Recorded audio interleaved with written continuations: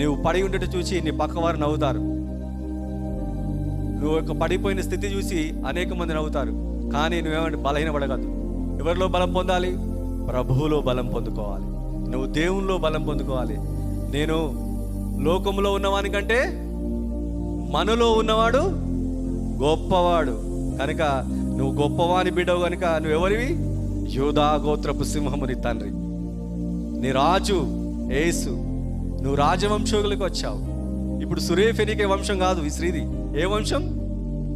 యేసయ్య వంశంలోకి వచ్చింది. కాబట్టి బిడ్డ, నీ కుమార్తె స్వస్థత పొందింది.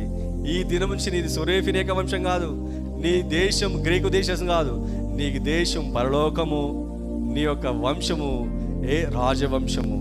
ఈ దినాన నీవు నేను కూడా యూదా గోత్రపు వంశము, మన రాజ్యము పరలోకపు రాజ్యము. హల్లెలూయా, హల్లెలూయా. అట్టి విశ్వాసము గల దానివై ప్రభువులో బలం పొందుకుందాం. దేవా, నాకెవరూ లేరయ్యా అని ఈ పక్షవాయు గల రోగి ఏ విధంగా అంటున్నాడో ఇది నా దేవుని సన్నిధిలో చెప్పుదాం. దేవా, నా విశ్వాస జీవితంలో కూడా నన్ను ఓదార్చడానికి ఎవరు లేరు, నన్ను బలపరచడానికి లేరు, నాకు బాధ కలిగినప్పుడు నన్ను లేవనెత్తడానికి ఎవరు లేరు తండ్రి.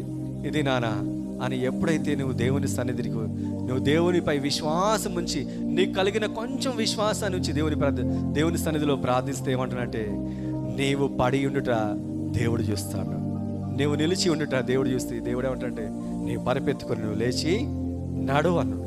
ఇది నాన్న, నువ్వు లేచి నడవడం దేవునికి ఇష్టం. హల్లెలూయా. నువ్వు లేచి నడవడం ఎవరికి ఇష్టం? యేసయ్యకి ఇష్టం.